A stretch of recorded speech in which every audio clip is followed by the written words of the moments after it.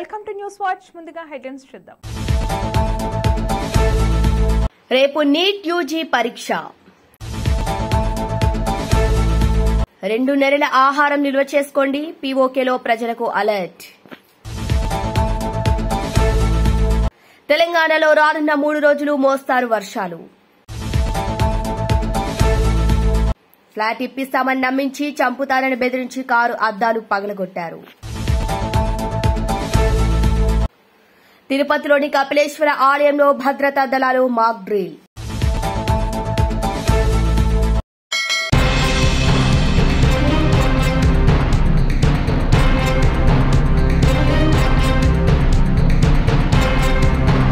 నడి రోడ్డు మీద బట్టలిప్పి మరీ విచక్షణ రాహిత్యంగా దాడి చేశారు VHP Bajrang Dal, BJP, RSS నాయకులు. ఇక ఈ దాడికి ఎలాంటి కారణం లేదు. ఒక దళితుడు కేవలం ఆంజనేయ స్వామి గుడి లోపలికి వెళ్లి మొక్కినందుకు మాత్రమే ఈ దాడి జరిగినట్టుగా తెలుస్తుంది.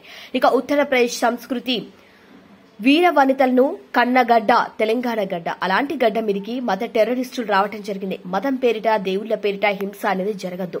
యువకుడు దళిత సామాజిక వర్గానికి చెందిన బూడిగ జంగాల వ్యక్తి జై శ్రీరామ్ అనే నినాదం అనుమని తీవ్రంగా చిత్రహింసలు పెడుతున్నారు.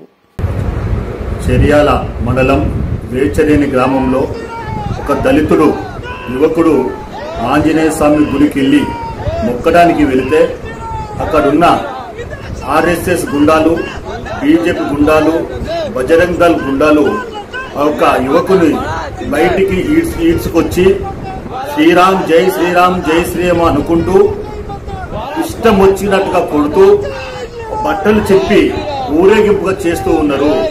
ఈ యొక్క ఆర్ఎస్ఎస్ గుండాలు, బీజేపీ గుండాలు, ఈ యొక్క బజరంగ్ దళ్ గుండాలు అంటే ఈ యొక్క గుండాలు అంటే దళితులని గుడిలో రాకుండా, గుడిలో దేవుని మొక్కకుండా చేయడం అంటే మొన్నటి దాకా ఉత్తరప్రదేశ్ లో, బీహార్ లో, మహారాష్ట్ర ఉండేది తెలంగాణ కూడా పాకినట్టుగా అనిపిస్తుంది.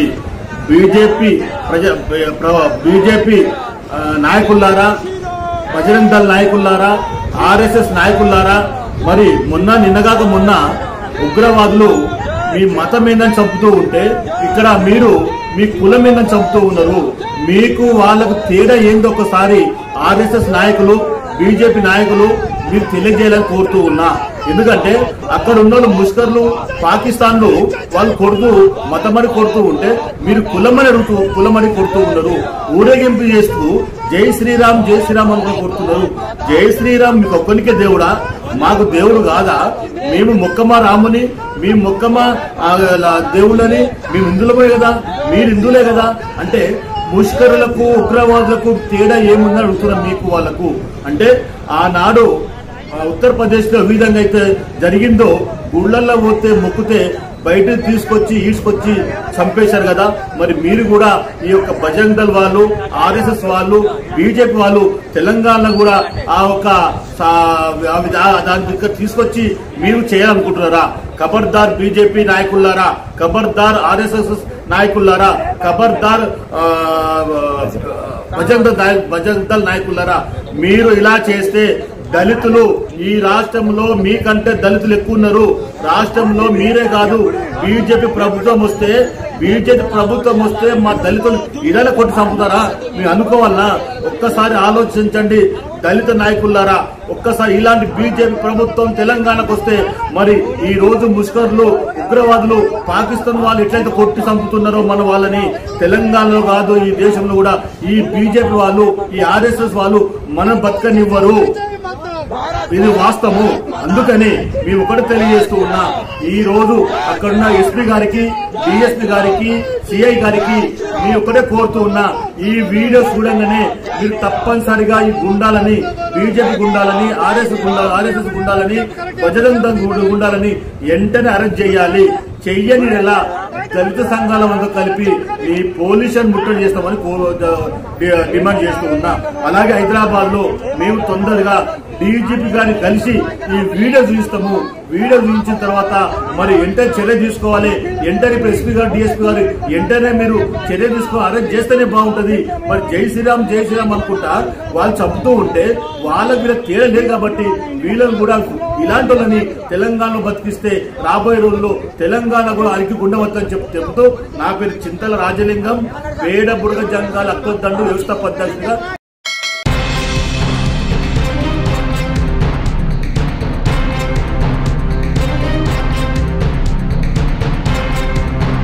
తెలంగాణలో రానున్న 3 రోజులు మోస్తారు వర్షాలు కురిసే అవకాశం ఉందని వాతావరణ శాఖ ఐఎండీ తెలిపింది. ఇక బంగాళాఖాతంలో ఉత్తర దక్షిణ ద్రోణి కారణంగా రాష్టంలో పలు ప్రాంతాల్లో వానలు కురుస్తాయి. గంటకు 40 నుంచి 50 కిలోమీటర్ల వేగంలో ఈదురుగాలులు, ఉరుములు, మెరుపులతో కూడిన వర్షం పడే అవకాశం ఉందని అంచనా వేసింది. భద్రాద్రి కొత్తగూడెం, ఖమ్మం, నల్గొండ, జనగాం, సూర్యాపేట, ములుగు, వరంగల్, మహబూబాబాద్ జిల్లాల్లో వానలు పడతాయని రెయిన్ అలర్ట్ జారీ చేసింది. ఇక హైదరాబాద్ సిటీ విషయానికొస్తే మరో 2 రోజులు తేలికపాటి వర్షాలు పడే అవకాశం ఉందని ఐఎండీ తెలిపింది. రేపటి నుంచి 3 రోజుల పాటు టెంపరేచర్ కూడా భారీగా పెరిగే అవకాశం ఉందని వాతావరణ శాఖ చెబుతోంది. పగటిపూట ఎండలు, సాయంత్రం, రాత్రి వేళలో వర్షాలకు ఎక్కువ ఛాన్స్ ఉందని అంచనా వేస్తోంది. ఇక నిజామాబాద్, ఆదిలాబాద్ జిల్లాలో 40 నుంచి 45 డిగ్రీల ఉష్ణోగ్రతలు నమోదయ్యే అవకాశం ఉందని వెల్లడించింది. నిర్మల్, మంచిర్యాల, జగిత్యాల, ఆదిలాబాద్ జిల్లాలకు ఆరెంజ్ అలర్ట్ జారీ చేసింది.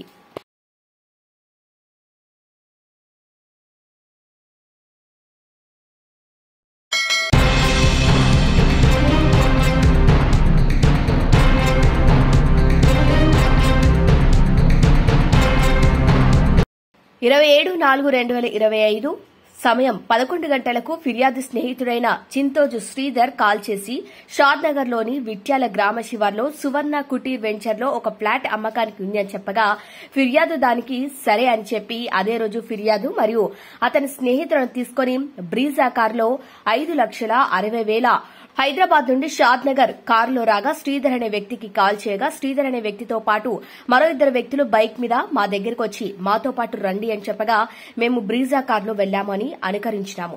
ఇక విట్యాల విలేజ్ శివారు సువర్ణ కుటీర్ వెంచర్లోకి వెళ్లగానే బైక్ మీద వచ్చిన 3 వ్యక్తులు మా కారుకు పెద్ద రాళ్లు అడ్డం పెట్టి కారు యొక్క అద్దాలు రాళ్లతో పగలగొట్టి కారులో ఫిర్యాదు ఫ్లాట్ కోసం తీసుకొచ్చిన 5,60,000 రూపాయల డబ్బును తీసుకుని ఫిర్యాదుదారుడు మరియు అతని స్నేహితులను రాళ్లతో మరియు చేతులతో కొట్టి ఎవరికైనా చెప్తే చంపుతామని బెదిరించి అక్కడి నుండి పారిపోయారని షాద్నగర్ పిఎస్లో 29/4/2025 రోజు ఫిర్యాదు చేయగా ఈ విషయంలో కేసు నమోదు చేయడం జరిగిందని తెలిపారు.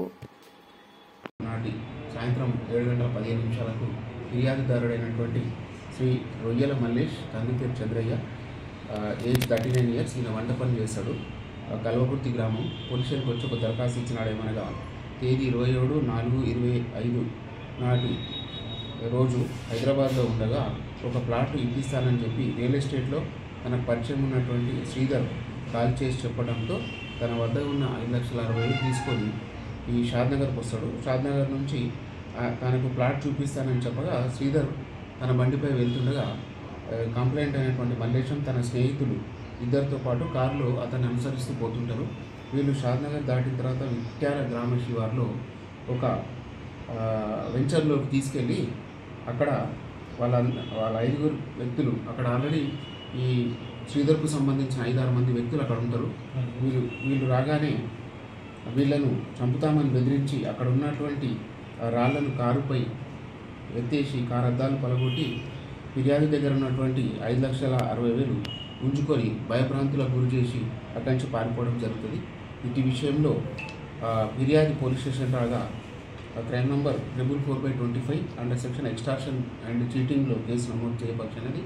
ఇటు కేసులో డిఏ వెంకటేశ్వర్లు గారు పరిశోధన ప్రారంభించి తన యొక్క క్రైమ్ టీం వాళ్ళ డిఎస్ఐ మరియు క్రైమ్ టీంతో చాలా చాకచక్యంగా వ్యవహరించి మరియు సిసిఎస్ శంషాబాద్ వాళ్ళ స్టాఫ్తో కలిసి ఇద్దరు ఉమ్మడిగా వీటి సిడిఆర్స్ మరియు వాళ్ళ యొక్క కాల్ డీటెయిల్స్ అన్నీ తీసుకొని చాలా చాకచక్యంగా ఈరోజు ఇద్దరు ముద్దాయిలైనటువంటి మెయిన్ అక్యూజ్డ్ అయినటువంటి చింతోజు శ్రీధర్, తండ్రి పేరు చారి, ఇతను సాయిప్రియ కాలనీ షాద్నగర్, మరియు అతనితో పాటు రెండవ ముద్దాయి అయినటువంటి నాగేశ్వరం శ్రీధర్, తన పేరు గంగాధరం, ఇతను వచ్చేసి యూసుఫ్ కూడా హైదరాబాద్. ఇద్దరిని అదుపులోకి తీసుకొని విచారించడం జరిగింది. వాళ్ళు మిగతా ముగ్గురితో కలిసి నా నేరం చేసినట్టు అంగీకరించినారు.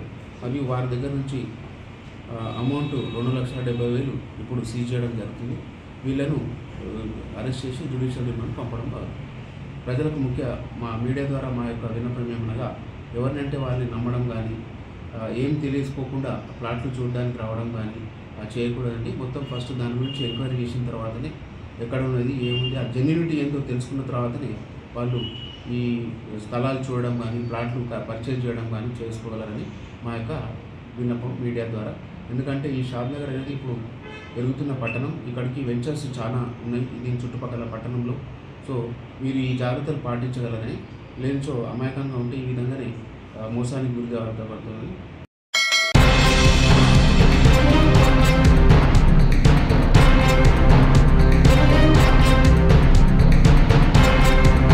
పహల్గాం ఉగ్రదాడితో భారత్ పాకిస్తాన్ల మధ్య ఉద్రిక్త వాతావరణం నెలకొంది. కశ్మీర్ వివాదాన్ని పూర్తిగా రూపుమాపాలంటే పాక్ ఆక్రమిత కాశ్మీర్ను పూర్తిగా స్వాధీనం చేసుకోవాలని అంతర్జాతీయ స్థాయిలో భారత్ కు సూచనలు వినిపిస్తున్నాయి. ఇలాంటి తరుణంలో ఆహారం నిల్వ చేసుకోవాలంటూ స్థానికులకు పీఓకే యంత్రాంగం అప్రమత్తం చేసింది. ఇక 2 నెలలకు సరిపడా ఆహారాన్ని నిల్వ చేసుకోవాలని వాస్తవాధీన రేఖకు సమీపంలో ఉన్న 13 నియోజకవర్గాల ప్రజలకు సూచనలు చేశామని చౌదరి అన్వర్ ఉల్ హక్ స్థానిక అసెంబ్లీలో శుక్రవారం వెల్లడించారు. అలాగే స్థానిక ప్రభుత్వం 100 కోట్లతో ఎమర్జెన్సీ ఫండ్ ను ఏర్పాటు చేసింది. ఆహారం, ఔషధాలు, ఇతర కనీస అవసరాల సరఫరాకు ఎలాంటి ఆటంకం కలగకుండా చూసుకునేందుకు ఈ మొత్తాన్ని కేటాయించినట్టు ఉల్ హక్ తెలిపారు.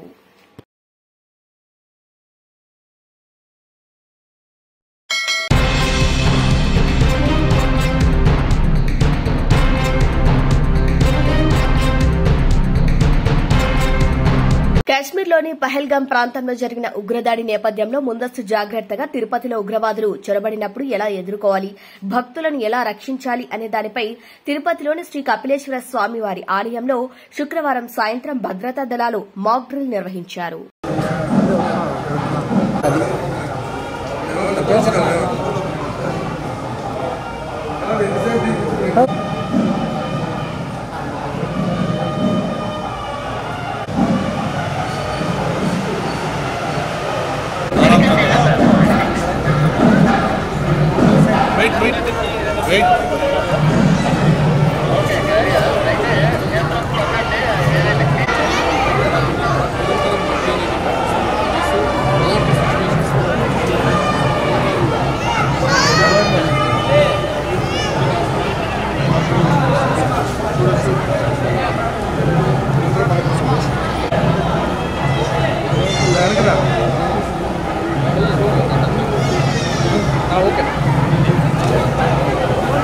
ఆడిపోతే అంటారు నీకు ఫోన్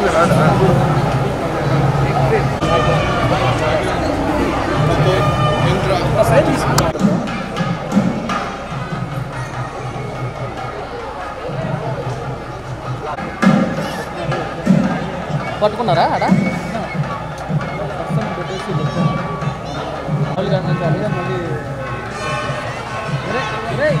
నువ్వు కొడుతుందా నువ్వు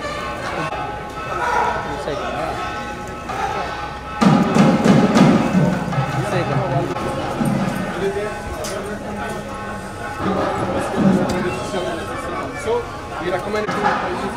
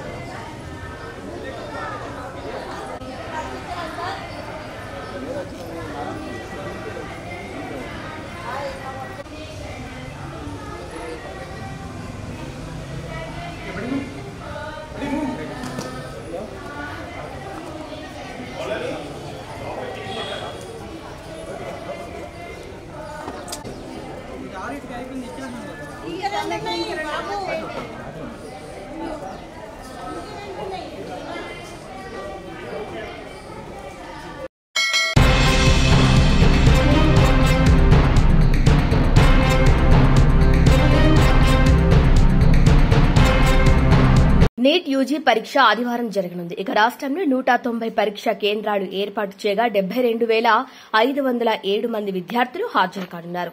ఈసారి 3 అంచెల భద్రతను ఏర్పాటు చేసినట్లు చీఫ్ సెక్రటరీ కె రామకృష్ణారావు వెల్లడించారు.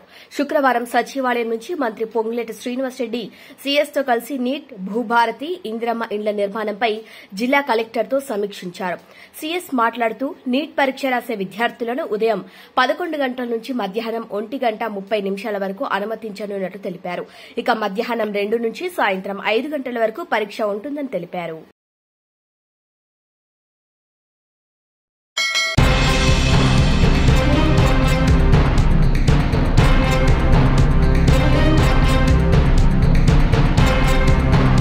కాకినాడ రూరల్ సూర్యారావుపేట బీచ్లో కాకినాడ రూరల్ ఎమ్మెల్యే ఆధ్వర్యంలో 12వ అంతర జిల్లాల రాష్ట్ర బీచ్ కబడ్డీ ఛాంపియన్షిప్ పోటీలు నిర్వహించారు.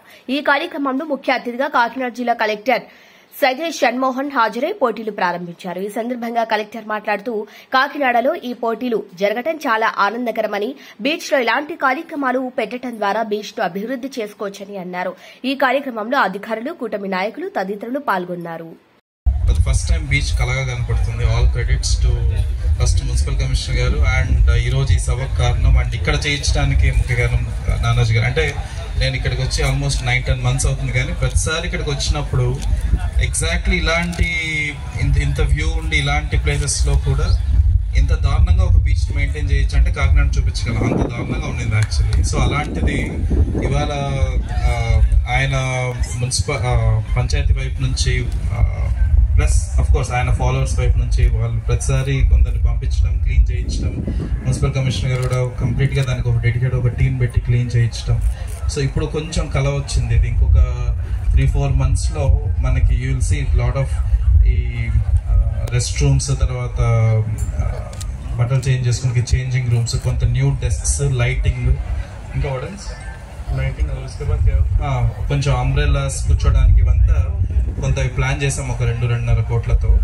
సో ఒక 3-4 monthsలో you will see lot of difference. But kabaddi గురించి, స్పోర్ట్స్ గురించి అందరూ పెద్దలు మాట్లాడారు. బట్ ఇది అవకాశంగా నేను ఒక్కటే రిక్వెస్ట్ చేయదలుచుకుంది ఏంటంటే, మేము ఎంత కష్టపడినా ఆ రోజు పొద్దున్న చేస్తున్నాం, మధ్యాహ్నం చేస్తున్నాం, రాత్రికి మళ్ళీ చెడగొడుతున్నాం. అంటే కొంచెం ఇంగిత జ్ఞానం కూడా ఉండాలి. అంటే మన అందరూ చదువుకొని పోయి ఉండొచ్చు, కానీ మన ఇల్లు ఇదంతే కదా. ఇప్పుడు రేపు మళ్ళీ ఇదే ప్లేస్కి వచ్చి ఇక్కడే కూర్చుంటారు, ఆడే తాగుతాం, ఆడే తింటాం, అక్కడే ఉంచేస్తున్నారు, ప్లేట్లు పడేస్తున్నారు. అలా ఇంతమంది చెడగొడుతుంటే ఎంతమందిని క్లీన్ చేస్తాం, ఎన్నిసార్లు క్లీన్ చేస్తాం, ఏదో ఒక రోజు వదిలేస్తాం. సో అప్పుడు మళ్ళీ ఊర్లో ఇదొక డంప్ యార్డ్లా తయారవుతారు, బీచ్లా ఉండదు. సో దయచేసి ఈ సందర్భంగా అన్న, సో అందరికీ నా వైపు నుంచి ఒక రిక్వెస్ట్ అనుకోండి, ఇంకోటి అనుకోండి. బట్ ఇంత బ్యూటిఫుల్ ప్రాపర్టీ ఒకసారి మీరు రాయలసీమ వైపు చూస్తే, నేను ఫస్ట్ టైం మా అమ్మ నాన్న తీసుకొచ్చినప్పుడు బీచ్ చూపించినప్పుడు, ఎప్పుడు బీచ్ కనపడిన కడప వాళ్ళకి ఫస్ట్ టైం బీచ్ చూపిస్తే ఎంత ఆనందంగా ఉంటుందో నాకు తెలుసు. నేను పర్సనల్గా చూసాను. అలాంటిది దగ్గరలో పెట్టుకొని దాన్ని ఒక డంప్ యార్డ్లా తయారు చేస్తాం. ఇంక నేను అనకూడదు కానీ ఒక పదం, but it is like that. So దయచేసి ఇది కోపం కాదు కానీ బాధ, అంత మంచి బ్యూటిఫుల్ ప్లేస్ని చెడగొడుతున్నాం. అండ్ ఎలాంటి రెస్పాన్స్ అని కూడా తెలియకుండా విచ్చలవిడిగా ఏది పడితే అది వేస్తుంటాను. ఇంక పొద్దునపూట ఎప్పుడైనా వచ్చి నడవడానికి వస్తే సిగ్గేస్తుంది అసలు ఈ ఊళ్ళో పనిచేస్తున్నట్టు, అంత దారుణంగా చేసి పెడతారు రాత్రి. సో దయచేసి కొన్ని రోజులు చూస్తాం, ఇంకొన్ని రోజులు అయిపోతేనే కేసులు పెట్టడం స్టార్ట్ చేయాల్సి వస్తుంది. దయచేసి అర్థం చేసుకోండి. చిన్న పిల్లలు ఉంటున్నారు, కాలేజ్ గోయింగ్ స్టూడెంట్స్ ఉంటున్నారు. ఆ స్థాయికి తెచ్చుకోకుండా ఉండాలి. మనం కూడా ఒక నాగరికతకు సంబంధించిన మనుషులం, మన జంతువులం కాదని నిరూపించుకోవాలంటే ఇది ఒక అవకాశం ఇక్కడ వాడేవాళ్ళకి. ఇంత పెద్ద మాటలు మాట్లాడటం నాకు బాధగా ఉంది. బట్ దీన్ని ఈ షేప్ తీసుకు ఈ సంవత్సరం అనుకున్న అంతరాయం వల్ల జరగలేదు. గత 3-4 సంవత్సరాలు కరోనా అప్పటి నుంచి కూడా జరగలేదు. తర్వాత మన బీచ్లో చేసుకోబోయే ఫెస్టివల్ ఇదే ఫెస్టివల్గా భావిస్తున్నాం.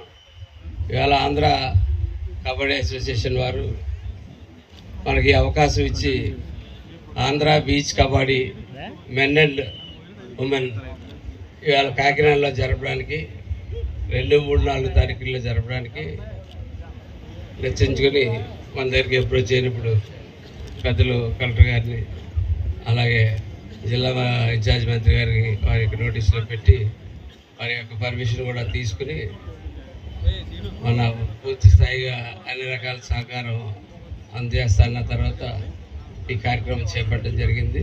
ఇవాళ చక్కగా ఇవాళ చల్లటి వాతావరణంలో స్టార్ట్ చేసుకున్నాం ఈ వాతావరణంలో. కబడ్డీ ఆటని మా కెర్లంపూడి మండలంలో ఒక ప్రత్యేకత ఉంది. కబడ్డీ ప్లేయర్స్ అందరూ కూడా మా కెర్లంపూడి మండలం నుంచి ఎప్పుడు ఆడుతూ వచ్చారు. ఎన్నో నేషనల్స్కి వెళ్ళడం జరిగింది, ఎన్నో చోట్లకి వెళ్ళడం జరిగింది. అటువంటి కబడ్డీ స్టేట్ మీట్ నా ఆధ్వర్యంలో ఇక్కడ నిర్వహించడం జరగడం అనేది నా అదృష్టంగా నేను భావిస్తూ ఉన్నాను. అట్లాగే ఈవేళ ఇక్కడ ఎవరైతే సుమారు 150 మంది దాకా ప్లేయర్స్ రావడం జరిగింది. అట్లాగే కోచ్లు అందరూ కలిసి 300 మంది ఉన్నారు. ఆ 300 మందికి చక్కటి ఆతిథ్యం ఇస్తున్నటువంటి కేఎస్పీఎల్కి ధన్యవాదాలు తెలియజేస్తా ఉన్నాను. కాకినాడ సీపోర్ట్ లిమిటెడ్ వారికి ధన్యవాదాలు తెలియజేస్తా ఉన్నాను. అలాగే ఈరోజు ఈ కార్యక్రమాన్ని మన నోకరాజు గారు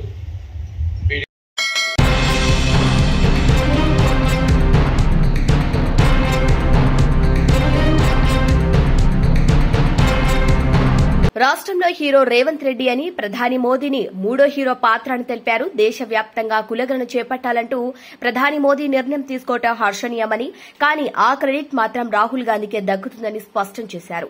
గాంధీ భవన్ లో గురువారం జగ్గారెడ్డి మీడియాతో మాట్లాడారు. భారత్ జోడో యాత్ర సందర్భంగా జనగణనలో కులగణన చేపట్టాలంటూ రాహుల్ గాంధీ పదే పదే డిమాండ్ చేశారని గుర్తు చేశారు. కాంగ్రెస్ ప్రభుత్వం అధికారంలోకి వస్తే దేశవ్యాప్తంగా కులగణన చేపడతామని హామీ కూడా ఇచ్చారని తెలిపారు. రాహుల్ ముందు చూపునకు కులగణన నిదర్శనమన్నారు.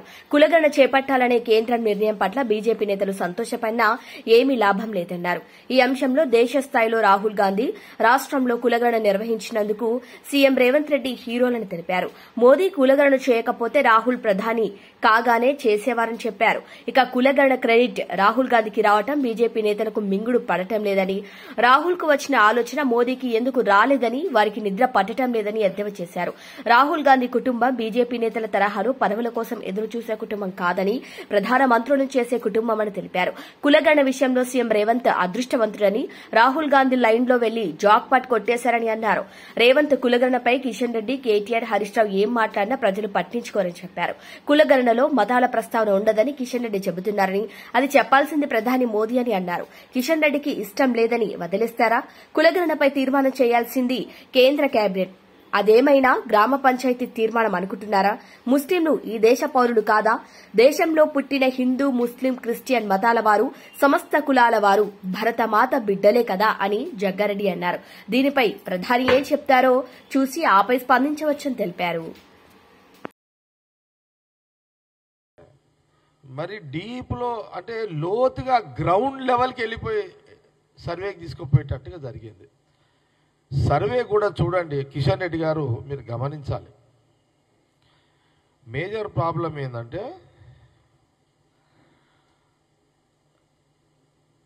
ఈ కులగణన ఇక్కడ ఏమైపోయిందంటే వాళ్ళకు తెలంగాణలో రాహుల్ గాంధీ గారు కులగణన జరగాలి చాలు బస్సే పోయి బయట బెటర్ తెలంగాణ. ఇప్పుడు ఏం జరిగిందంటే కూసోబోయ్ ఇక ఉద్దేశం తెలంగాణలో దేశం మొత్తంలో ఏం జరిగిందంటే 2 సంవత్సరాల క్రితం ఏదైతే రాహుల్ గాంధీ గారు కులగణన జనాభా లెక్కలు బయటికి రావాలి అని వాళ్ళు జోడో యాత్రలో ప్రారంభం చేయడము, అక్కడి నుంచి మొదలైంది. ఇదంతా కూడా మొదలయ్యి చివరికి ప్రధానమంత్రి మోడీ గారు కూడా కులగణన మీద క్యాబినెట్ పాస్ చేయాల్సిన పరిస్థితి వచ్చింది. ఈ లోపల ఏం జరిగింది?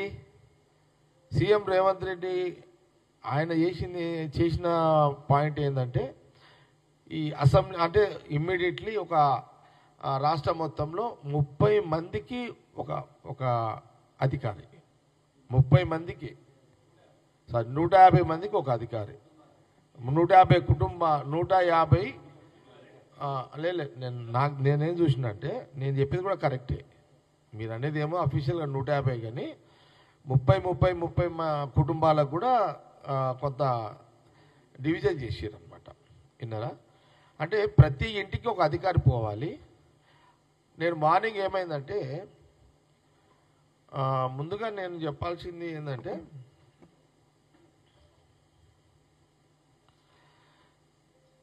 కులగణన మీద తెలంగాణలో సీఎం రేవంత్ రెడ్డి గారు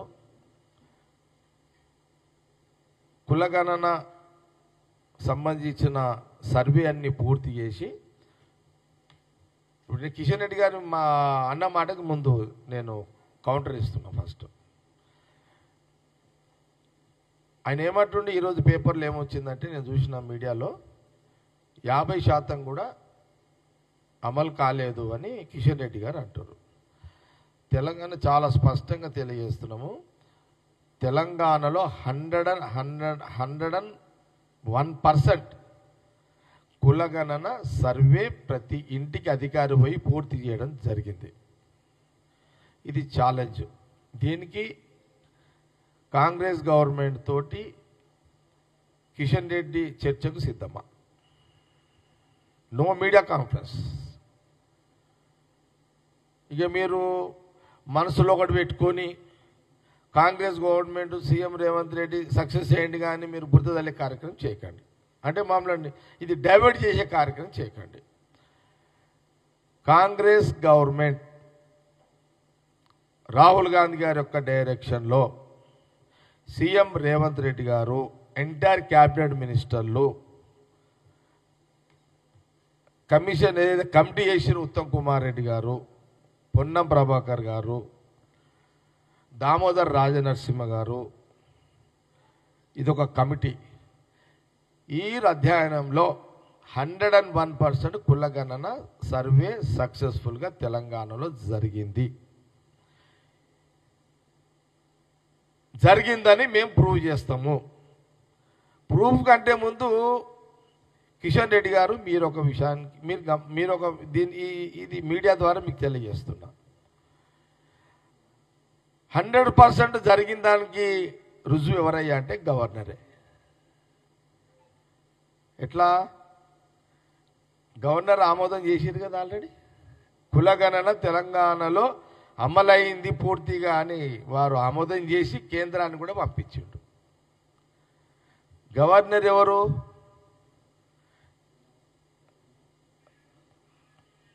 వాళ్ళ డైరెక్షన్లో ఉంటారు కదా గవర్నర్ గారు, మా డైరెక్షన్లో ఉండరు కదా, అంటే కాంగ్రెస్ డైరెక్షన్లో ఉండరు కదా.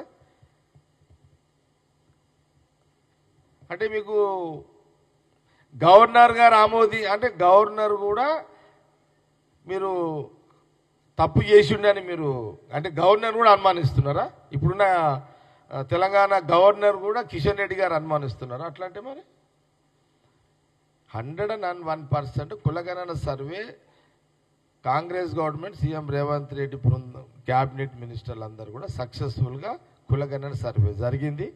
ప్రాబ్లం ఏంటంటే ఆ సర్వే జరిగిన నెల రోజులు కిషన్ రెడ్డి గారు తెలంగాణలో లేరనుకుంటా. వారు ఢిల్లీలో ఉన్నట్టున్నారు.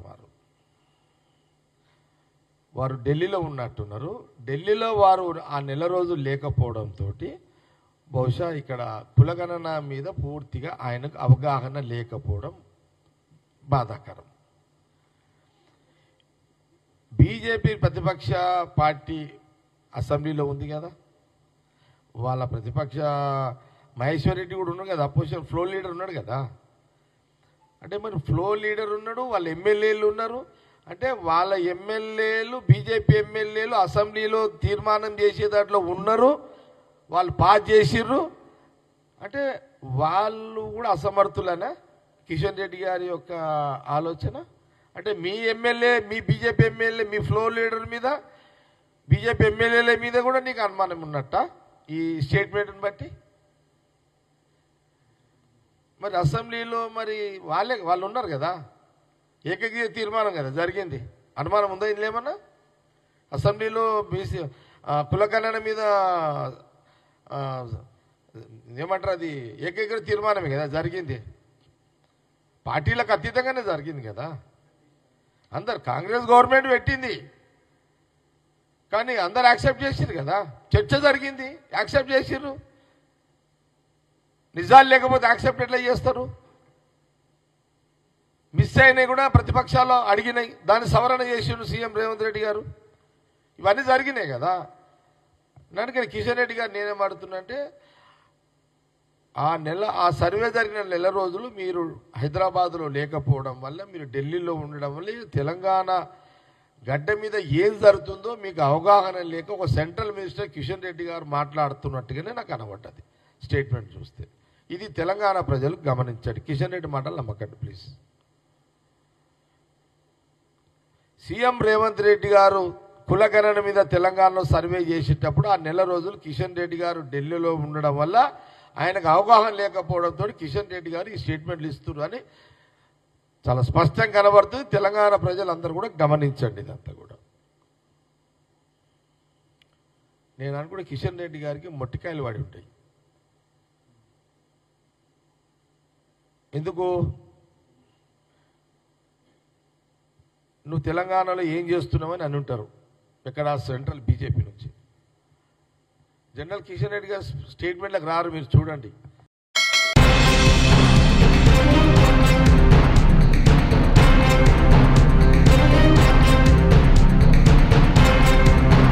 బులెటిన్ ముగించే ముందు హెడ్లైన్స్ మరొకసారి.